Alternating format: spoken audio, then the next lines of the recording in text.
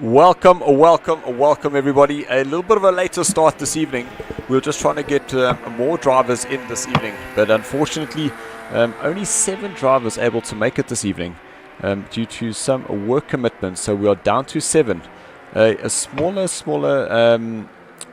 crowd this evening, but that does not mean that the racing is going to be any less challenging. Let's just get the screen up here for Michael Michael saying, Stephen, I have not had a problem ever since I said it last week. All of a sudden I keep mixing the two of you up, and apologies, don't know why that is happening. Is it because of his establishing good looks or my enormous ego? It's between the two. Thank you very much for having me back, and I'm copying you this time because they say trying to be the best. As you can see, I'm also behind my rig, except without the gloves to follow suit. But I'm really excited to see the racing, and especially the build up to it. A little bit of the smaller grid, as you said, 7 cars due to work commitments.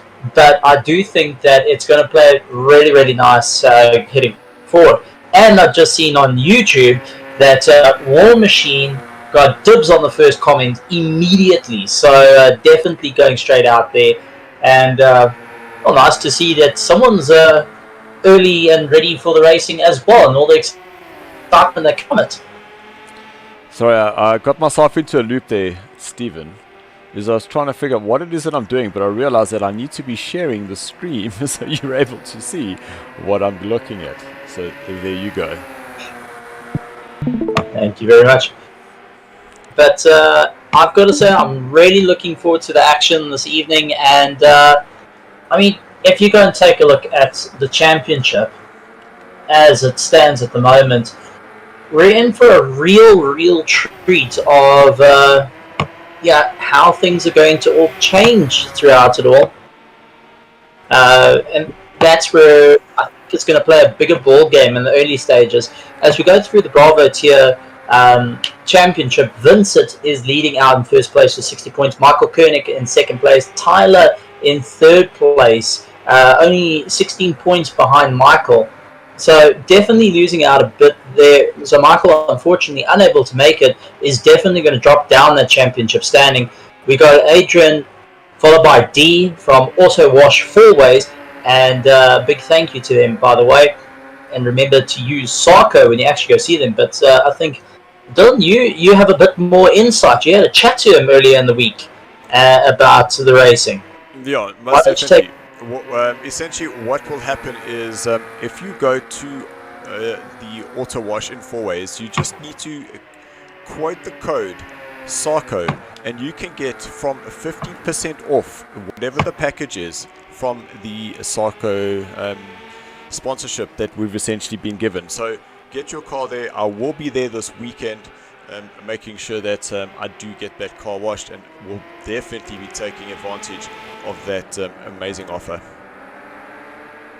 Absolutely. As we see Vincent coming around, and Vincent currently leading the championship, looking to try and extend that lead. Tyler also racing to try and get himself into that second place. I would say race number 1 was exciting, very, very close racing from both Alpha and Bravo tier, and I'm looking forward to seeing what racing 2 can do, sort it out. And Donington Park, a bit of a circuit that tests how much you're willing to push the car before it snaps underneath you. And Vincent putting in the fastest lap time of 1:40, so he's really not hanging around for this race. Right behind him is Brandon DeSantos doing a 1:40.5, only 0.5 of a second behind. And then we've got Sarge Ryan doing a 1:40.8. So the top 3 literally right on top of each other. Right behind them, though, is Adrian, who's doing a 1:41.2, and Tyler doing a 1:42.2. Nico, unfortunately, not getting in a lap there as much as he wanted to, and I think he's got a little bit of work cut out for him. But our top 3, I think that's where the action's going to be. And what Adrian and Tyler have to do is just take it easy and look for the right gap to get around them, because these 3 are going to really give it an absolute all right here at Donington Park, here part of the SARCO Porsche Euro Cup, and I'm really excited.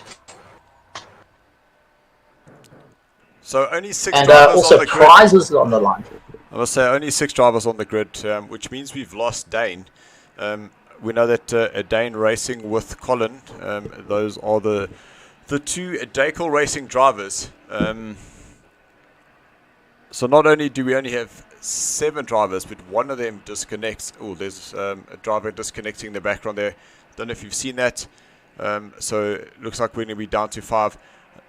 Okay, so it looks like everybody has decided that let's rather just retire to pits. So we'll take off the qualifying. We'll go straight into the race to get Dane back in. But that is some of the decisions that the guys in the driving position do have. We are still on time because even though we started the stream slightly later, we got the guys in qualifying from 8 o'clock. Absolutely. And I've got to say, while we're talking about, we've also a big thank you to CT Auto Electrical for jumping on board with us, and also Simstuff Racing, where they've got some prizes online. And right in front of me here is a G29, which I've discovered that I need to get something, and that's a magnetic shifters to help with my shifting behind it, which is also done by Simstuff Racing. And that's JohannVdV, who custom builds the stuff to your liking. So if you guys are interested, look him up. Yes, or get in touch with us at SARCO and we will get you sorted. So all our sponsors' details are in the link below. You are able to go down there and get all the contact details. If you need to get hold of D at Autowash, Fourways, the details are there.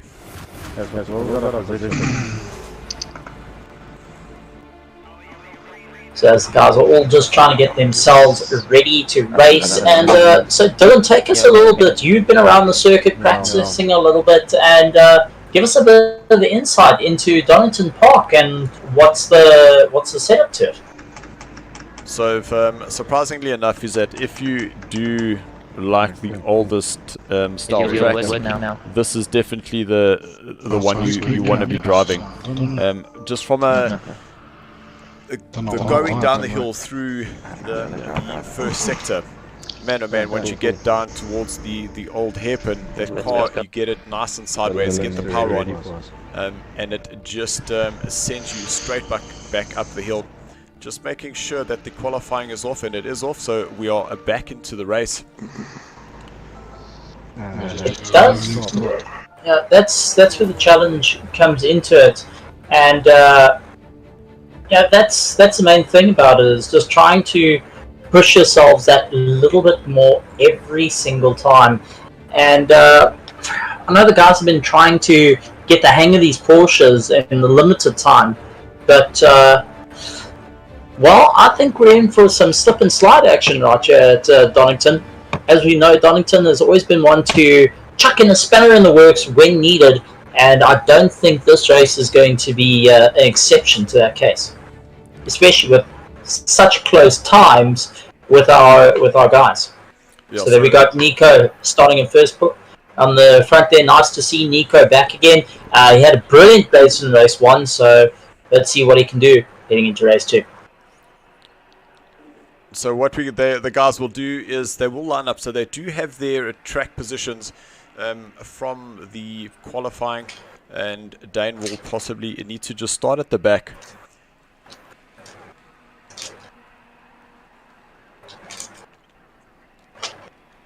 Tyler looking for everything to gain right here, as he has to move up into second place. A couple of points behind Michael Koenig. And as we can see in-car footage of him, and there's not much there. You've got to really keep your eye on the prize, listen to the engine to get those shifts completely right. Not used to the usual GT3s where you have a whole lot of electronics to keep you on circuit and notify you when to do things. Only just a little light and listen to the revs and get it all out. So what I'd like to do is just jump on board with who essentially is going to be our pole sitter. So this is Vincent. This would be him coming into turn number 1. And the beauty about this corner is that it's nice and tight on the inside, but then it just tightens up a little bit down the end. Coming down turn number 2, this is a flat out, then a little flick here through Craner curves, and the rear Denry, it likes to get nice and loose. Then onto the brakes here, into the old hairpin. When I'm going through there, the rear seems to be a little bit wider than the front, but it's so much more controlled trying to do it that way. Then now we come across a Starkey's Bridge into turn number 6, then into McLean's turn number 7. You can see a blind apex there. Then once again, just as you hit the arrow sign, that's where you touch the brakes, turn in, you can see blind apex once again through Coppers. But then this section is that if you get on the power a little bit too soon, what it does is it kicks the rear out, and you do start losing a lot of that drive that you would be expecting to come down the Starkeys. Then just before the curb is onto the brakes, now into the S's. Now we go to the left this time, then to the right. Where on the standard track they cut out the GP section, which is now where we are currently going. Now just before the arrow down onto the brakes, trying not to get them to lock up into the Melbourne hairpin, turn number 11. Then it's a little sprint back up the hill into Goddard's, which is such a tricky corner, because you see as Vince goes up over the hill, he would be braking just on the curb, and you can see how this corner now just drops away from you, and then you have a negative camber on the outside. Definitely going to be a tricky one. I'm just looking to the comments. Apparently our stream is a little bit topsy-turvy at the moment. We are trying to resolve that at this point. But the guys are looking to get in and go with the action, as Vince is not hanging around, as he knows he's got a pack of hungry piranhas right behind him that are looking to try and march their way up, and definitely hard work ahead. Every single one of these drivers are up for a massive charge to get to the top, and you can see Adrian on the hunt, sliding that Porsche around, really battling to keep it all together, as he really looks to try and push himself that little bit more to catch up to Ryan. You can see how much counter steer, and looks like Tyler going flying off the circuit. So Tyler having a bit of a rough time there, comes flying off the circuit, now rejoining at the back of the grid. And we actually gone down Vincent, and Vincent just trying to get away from Brandon DeSantos. Brandon not hanging around, he really wants to go there. Ryan right behind him, and Adrian really pushing it to the limit. And it looks like we got a couple of disconnections as well. So the guys are we're definitely having a little bit of a tricky time at this point. We're trying to